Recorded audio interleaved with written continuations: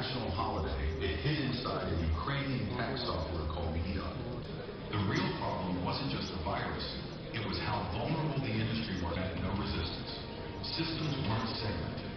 Firewalls were lit. Today, every port, ship, and container is tied to a digital network. But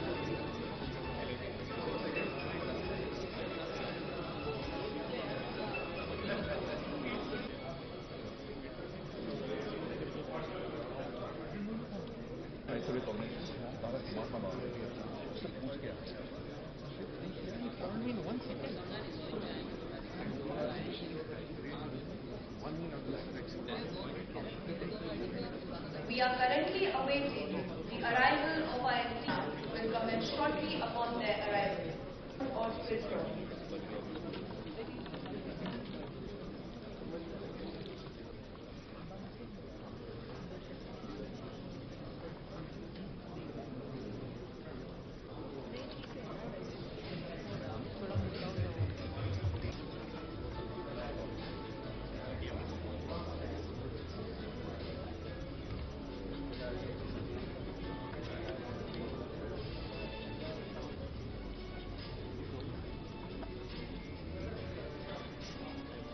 With little connection to the digital world. They weren't patched, they weren't networked, and in some ways, they were safer for it. But today, everything has changed. Sensors, computers, and data links, and that network is under threat. Recent cyber attacks have proven that even a single using media. That's all it took. One machine, one infection, and within hours. So when Maersk shut down, the effects were immediate and worldwide. Containers were stranded. When it does, it won't just take down one company. It could freeze global trade again.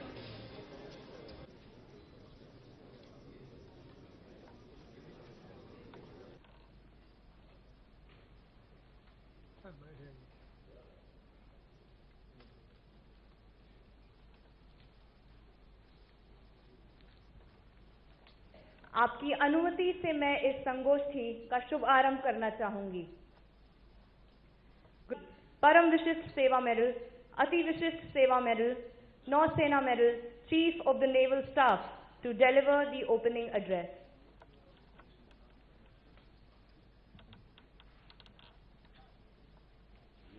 Prasad ji, Honorable Minister of State for Electronics and Information Technology and Commerce and Industry, Admiral Karamveer Singh, former Chief of Naval Staff, Vice Admiral Sanjay Vatsayan, Vice Chief of Naval Staff, Air Marshal Ashutosh Dixit, CISC, Shri Rajiv Jalota, Chairman Indian Port Association, Shri Shyam Jagannathan, DG Shipping, most importantly, distinguished speakers, panelists, and participants of today's seminar, flag officers, ladies and gentlemen. Firstly, I wish to express my deep gratitude to the Honorable Minister of State for Electronics and Information Technology and Commerce and Industry, Shri Jitin Prasad ji, for joining us this morning. Honorable Minister, your presence here today is a clear reflection of the government's unwavering focus on matters maritime and its recognition that maritime sector and its unhindered growth is central to our national security and economic progress. Over the past few years, India's maritime sector has transformed from being a supporting actor to the lead protagonist in our national growth story. Our Honorable Prime Minister, Shri Narendra Modi ji, called Samudra Se Samriddh. This vision, I think, captures today's discussions optimally. Our Honorable Raksha Mantri, Shri Rajnath Singh, also put it succinctly when he said, India was once known as a landlocked country with seashores, but today we can think of it as an island nation with land boundaries, unquote. Ladies and gentlemen, it is such a maritime thinking mindset that is shaping the way we build, secure, and connect India to the world.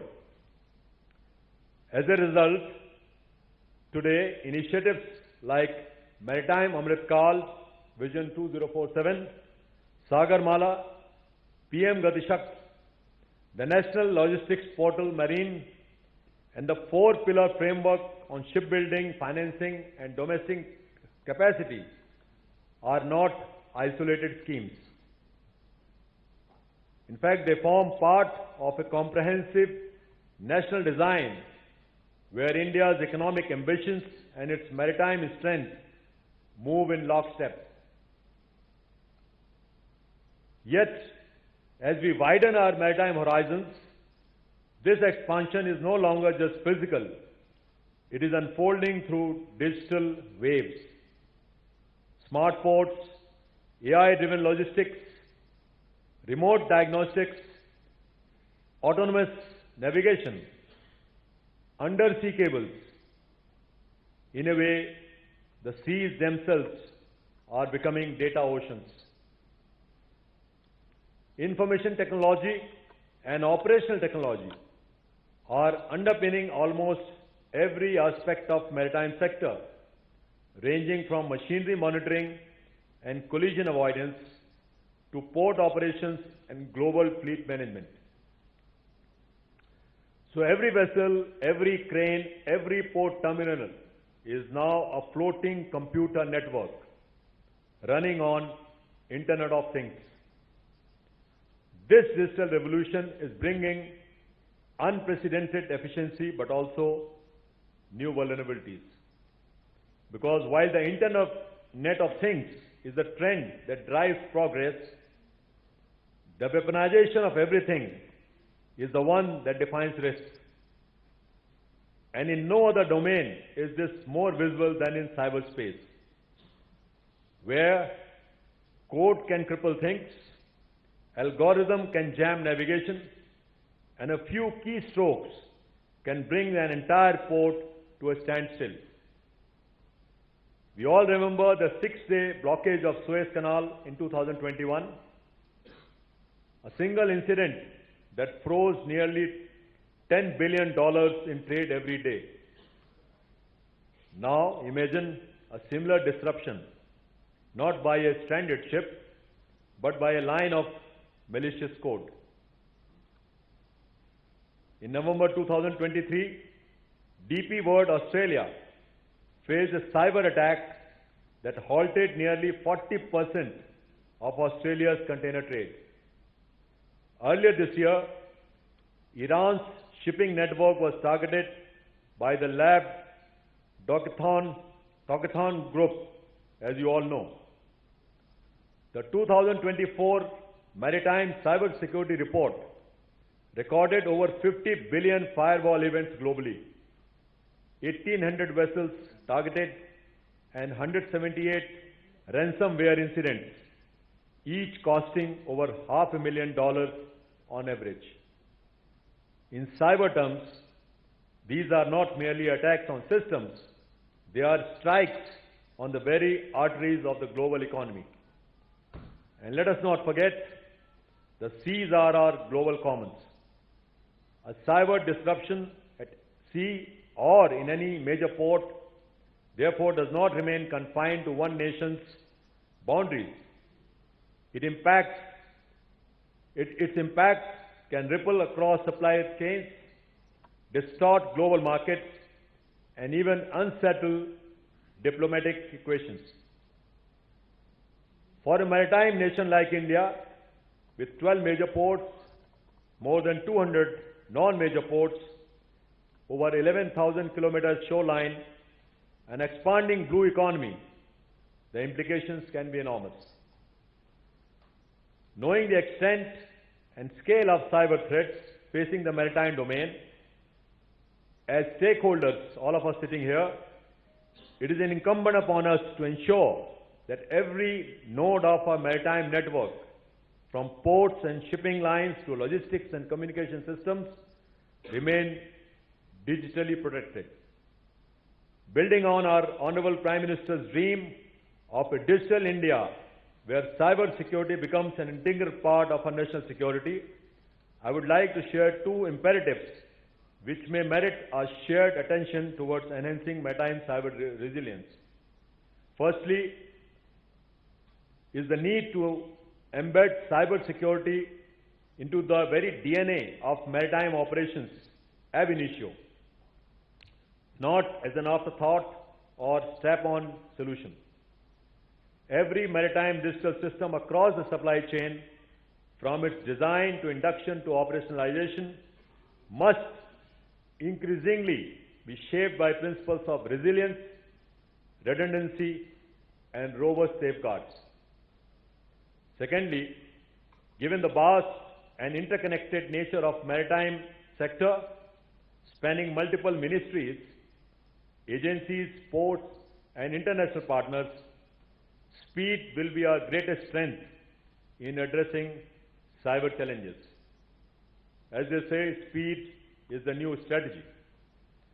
Our ability to communicate, to learn from each other's experience, to recognize and respond to cyber alerts in real time, and to disseminate critical information swiftly and without fail, will define the resilience of an entire maritime ecosystem. In this domain, every lesson learned by one agency must become protection for all. Here, I would like to mention that the Indian Navy, at its end, is committed to strengthening cyber resilience and has initiated several measures in this regard. This seminar is another sincere attempt to bring together policymakers, technologists, industry leaders, and practitioners under one roof to build a collective, collaborative ethos that cybersecurity truly demands. My compliments to the organizing team and the Navy's Directorate of Information Warfare for convening this seminar with its thoughtfully chosen theme and well-curated sessions. I am confident that the deliberations here will not only deepen our understanding of maritime cyber resilience, but also catalyze concrete action, reinforcing India's readiness to navigate both the challenges and opportunities of a digitally connected maritime domain.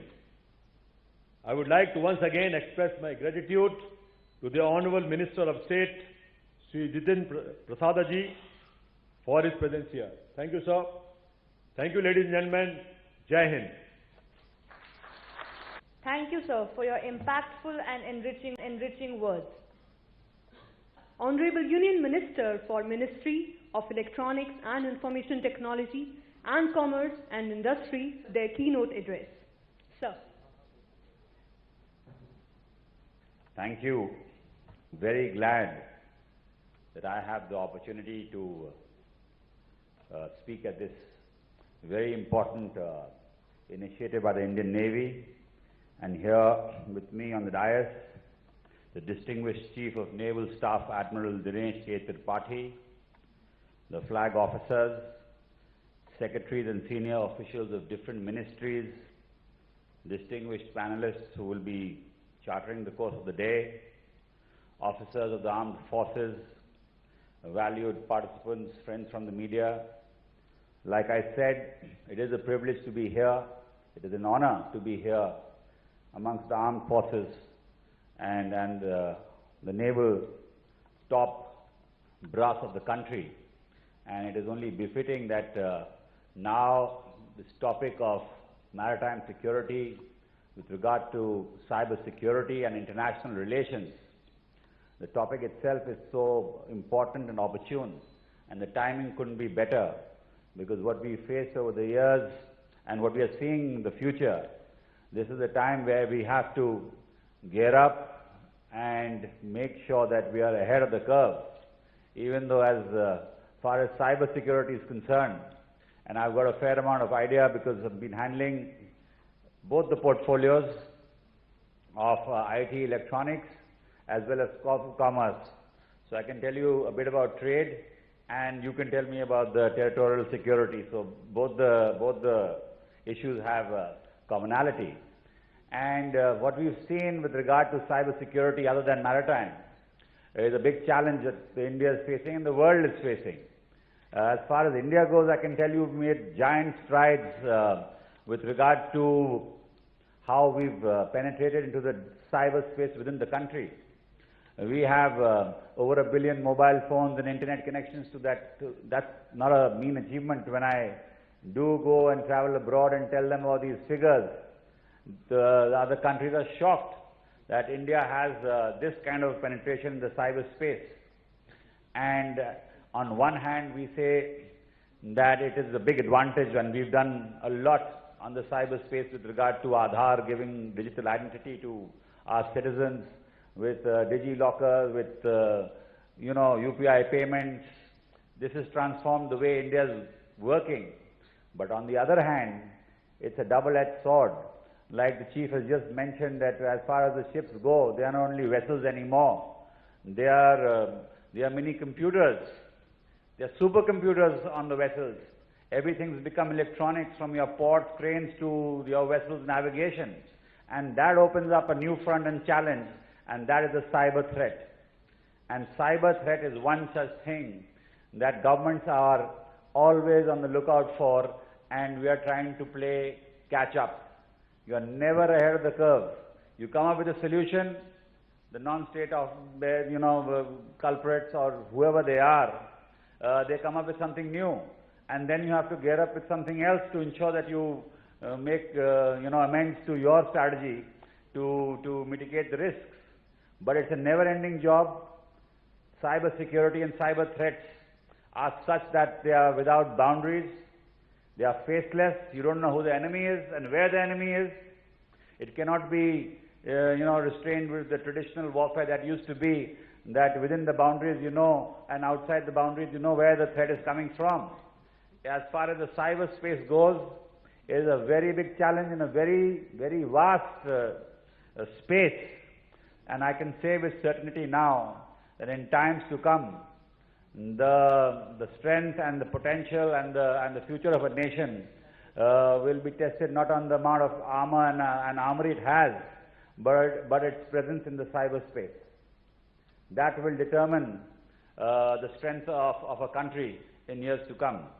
So coming back to this issue of cybersecurity and this seminar that is going to be held, I'm very glad, Admiral, that you have taken up this cause with your team, especially the Directorate of Information Warfare. I compliment them for taking this initiative and taking the lead. And it's not only about armed forces. We can't function in silos anymore. The government, the defense forces, the stakeholders, the private sector, all have to collaborate so that we are ahead and our security is paramount. And that is the intention of the Prime Minister, who is spearheading this mission himself, and he's very particular. And I've seen him with my little experience that I've had with him over a year and a half, and that as far as technology goes, that as far as cyber security goes, there can be no compromise, there will be no compromise, and we have to work in a fashion that we are not left behind. The times are such that in a matter of seconds, we faced situations where people we are continuously, like I can tell you, and Mr. Behel is here from CERT, who is primarily responsible for the emergency response system that we have, the CERTAIN, which collaborates with various countries. So we've gone ahead, and I can begin by sharing that as far as Operation Sindoor was concerned, it tested our resolve and capabilities against a multifaceted threat. Our kinetic operations were a resounding success. The synergy between our defense forces was flawless, and we neutralized threats with precision, protecting our interests with unwavering resolve. This was a testament to the rigorous training and dedication of our armed forces.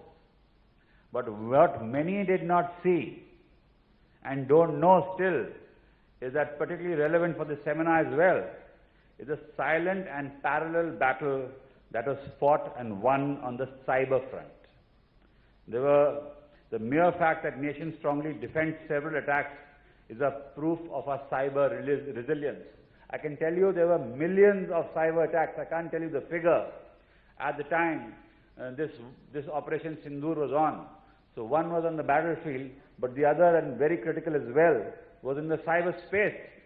And our agencies, like I said, the CERTAIN, the response system. Then the other agency was National Critical Information Infrastructure Protection Center, NCIIPC. The other was NCCC, National Cyber Coordination Center. All these agencies worked seamlessly, coordinating with all agencies to thwart our cyber attacks, which could have destroyed our critical infrastructure. So it was very important and very critical, and it opened our eyes.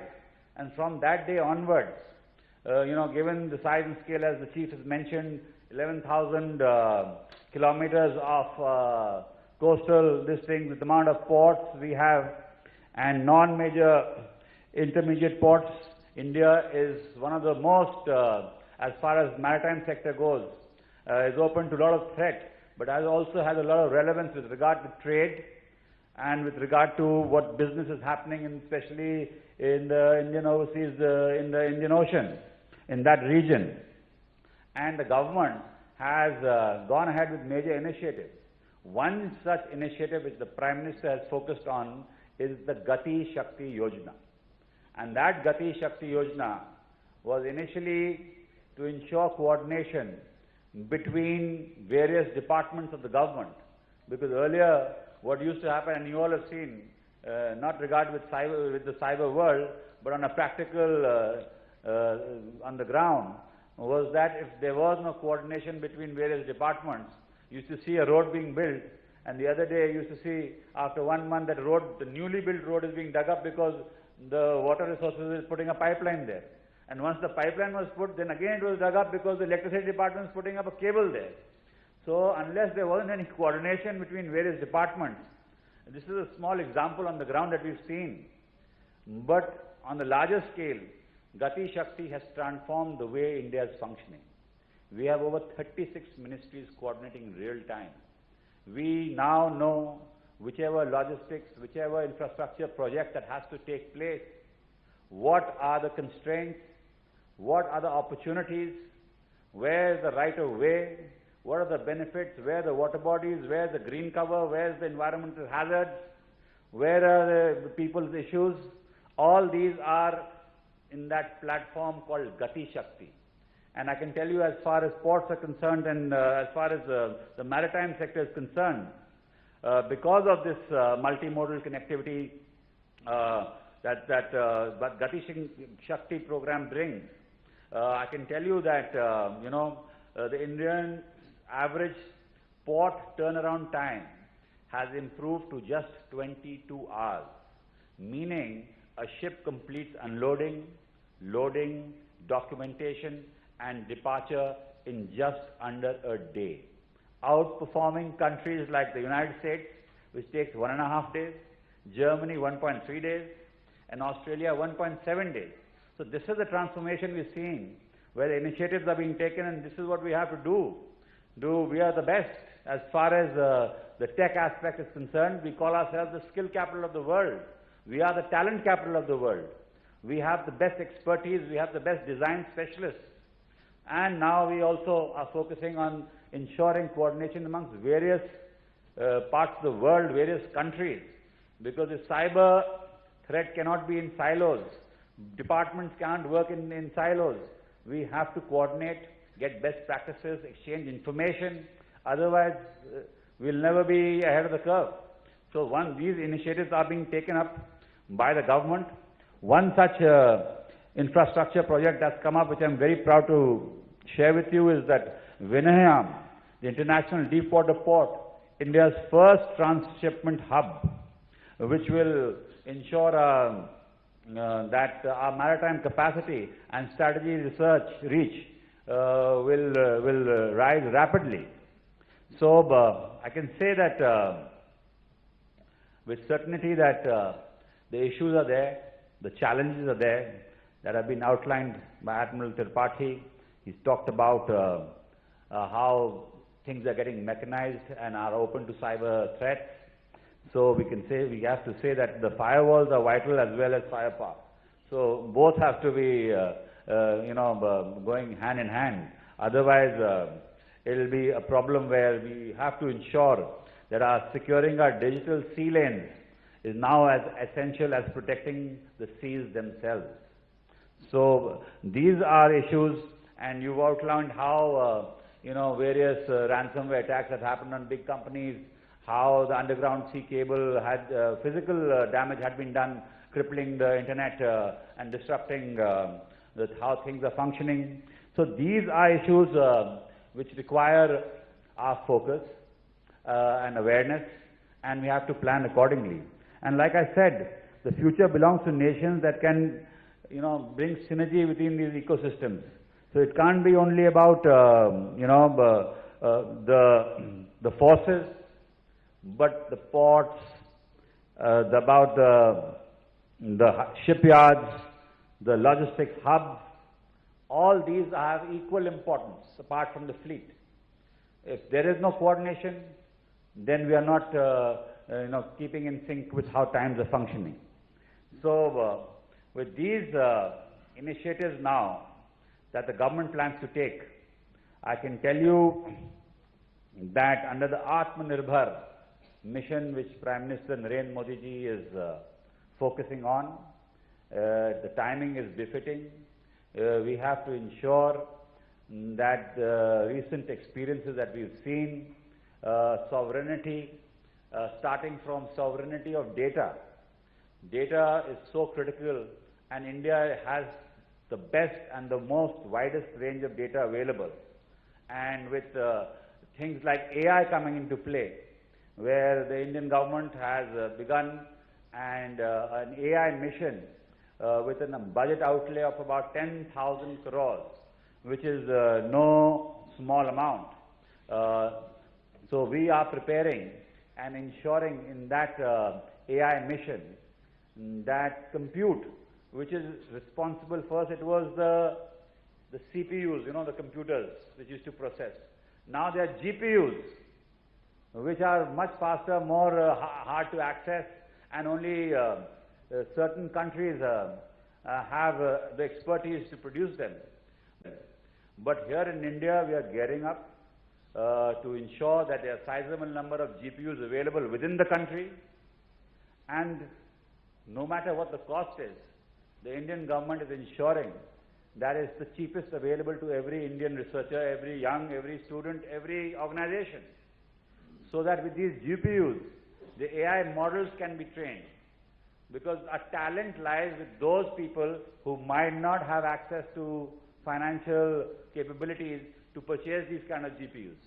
So we are ensuring that our talented our talented industry gets access to these GPUs, ensures that the AI capabilities are worked upon, research happens, they can ensure that they can come out with models. So these large language models which we talk about are so critical.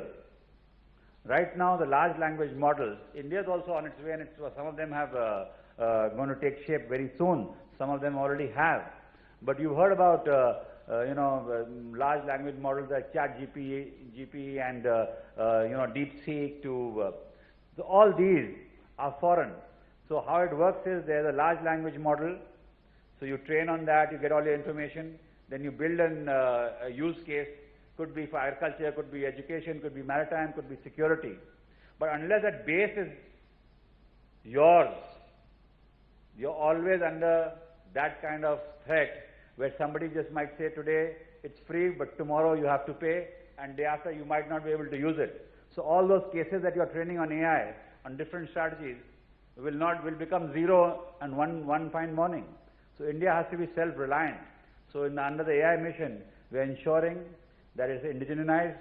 We have our own language models, large language models, where according to Indian needs, Indian biases. We are ensuring under the AI mission that the use cases are for the Indian setup. They cannot have, like earlier, now it's changing, but when you used to say that, the way the bias comes in AI models is when somebody used to put in, show me an Indian woman cooking food. So the picture that used to come of a villager cooking on firewood. But times have changed. India doesn't do it anymore. It's on gas cylinders. It's everywhere. We have LPG connections thanks to the Prime Minister's Ujjwala Yojana. But that bias remains. But if you say, show me a Western woman cooking food, they'll show you a first-class electronic kitchen equipment. But India has also changed. So according to India, these biases have to be removed. And that's what India is doing. We are ensuring that our data is used for Indian purposes, and it is the best. So I can tell you, as far as the AI mission is concerned, a lot is being done, safe, trusted AI, and with these startups coming in, that's where we are using them to come up with models which would mitigate cyber threats.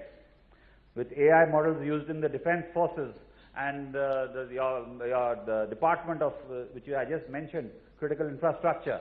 With these, you could train to ensure that we manage our cyber threats, we predict the cyber threats, and we retaliate with the cyber threats as well. So AI is going to be very critical, and that's where we are headed, and the coordination is required between the defense, startups, academia, defense research institutions. They have to also come out and collaborate. Like I said, it cannot be in silos. The other initiative which we are taking is about the semiconductor mission. Again, this semiconductor mission is so critical in times to come that no nation can do without it. And we face problems, and you must have heard that when COVID happened, this became a problem, and our automobile industry production just stopped. And I can tell you now, with any vehicle that we travel in, the chief's vehicle that he travels in must be having at least 300 chips in that vehicle, which you don't know how times has changed.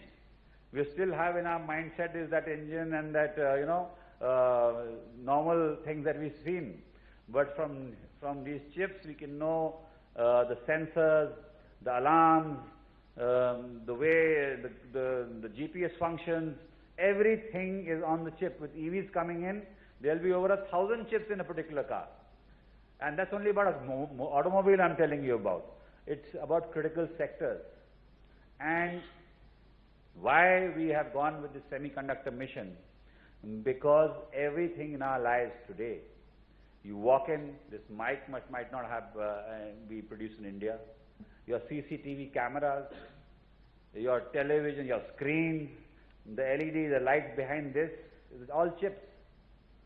So, we are open to a big threat that everything that we are doing in our lives, our mobiles, our TVs, our washing machines, our CCTV cameras in every household, on the roads, have to be Indian, have to be made indigenously. We cannot afford to have things which don't belong to us in these equipments, because you never know where they are going. You never know how much of leakages are happening, and you never know how much we might be hostage to things that we are not aware of. We've seen what's happening across the world.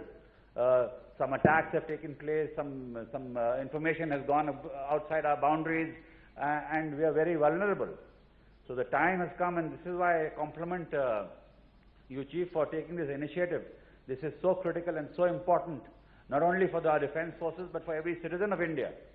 And it is our responsibility, being in government or in the defense forces or all the stakeholders, to ensure that we speed up this semiconductor. We've got our first chip ready. A whole ecosystem is being built. It's very critical. It's not only about the chip, it's about everything that goes from making it to a chip.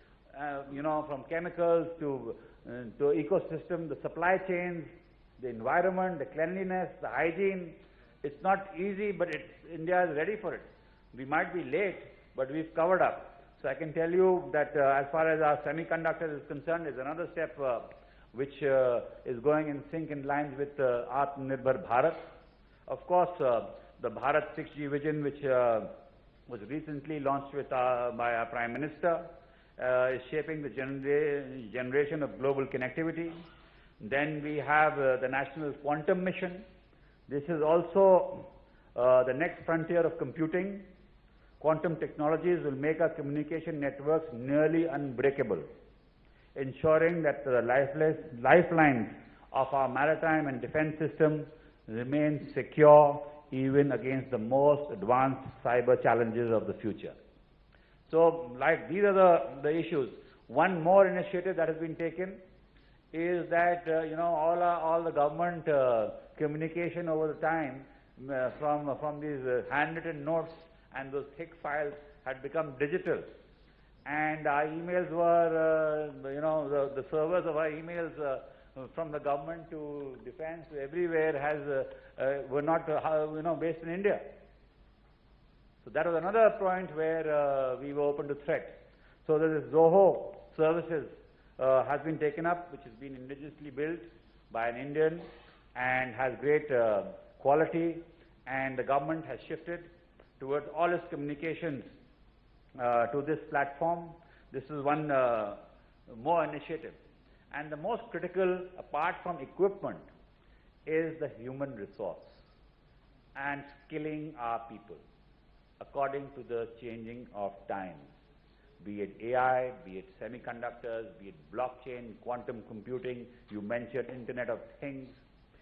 We are, you know, in the next 5 years, about 1 million skilled workforce, you know, ready to take on this challenge, understand the whole sector, and be, you know, continuously upgrading themselves to ensure that whatever new initiatives that are happening worldwide, it's so fast, it's so evolving. Right? By the time we are talking and discussing a technology, something else is emerging across the world, and we have to adapt, and it's all game-changing.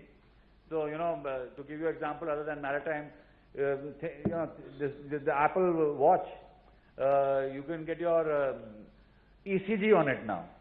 So one fine morning, whoever was making his ECG machine is out of business soon. So things are changing so rapidly that we have to keep in time and sync with what's happening around the world. And the other issues that have been outlined, one more initiative which I want to highlight, especially because our man from CERT is here, and he keeps telling me that you know, we've done pretty well as far as mitigating the challenges are concerned. And it is with great pride I can tell you that we are strengthening our resilience through technology systems and visions. Our progress is being global. India ranks in the Tier 1 of Global Cybersecurity Index with a score of 98.49, placing it amongst the role model countries. This is an indication that India's efforts can be potential benchmarks for global maritime cybersecurity as well. So 98.49 score of Global Cybersecurity Index is a very proud thing that India has achieved. The other issues that have been flagged, of course, I'm sure most of you know about the Mahasagar, the mutual and holistic advancement for security and growth for all in the region, which is again a vision of our Prime Minister with shared responsibility of cyber security. And three things, three pillars will have to be taken into consideration and focused on to build our maritime security. One is people. They must be trained and aware, because even the strongest systems can falter without human vigilance. Two is procedures. We must be robust and responsive, ensuring coordination and clarity when challenges arise. And third is technology. Must evolve continuously, integrate emerging technologies, automation and analytics to stay ahead of new threats. When these three elements work together seamlessly, our maritime domain will remain resilient. And in the end, I just recap of things to tell you as to what things are critical. While, like I said, strengthen the indigenous cyber solutions, leverage AI and quantum technologies for predictive defense, enhance coordination amongst agencies like CERT, NCC and armed forces, build a skilled cyber workforce, and promote Indian innovation in every layer of our digital work. So, with these words, I can say that we are headed in the right direction. And lastly, I'd like to, and more importantly, commend the Indian Navy for taking the lead in hosting this seminar. The Navy's understanding that sea power in the 21st century extends to the digital domain reflects the strategic maturity of our forces. Let this seminar be a call to action to safeguard our national digital seas with the same vigilance with which we guard our territorial waters. Together, let us build a secure, resilient, and Atmanirbhar digital Bharat. With those words, thank you and Jai Hind. Thank you, sir. Your words remind us that in the era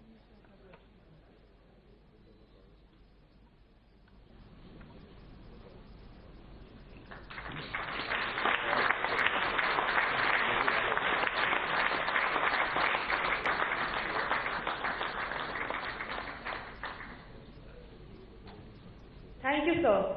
May I now request the senior dignitaries to kindly join the Honorable Minister and Chief of the Naval Staff on the stage for an official group photograph.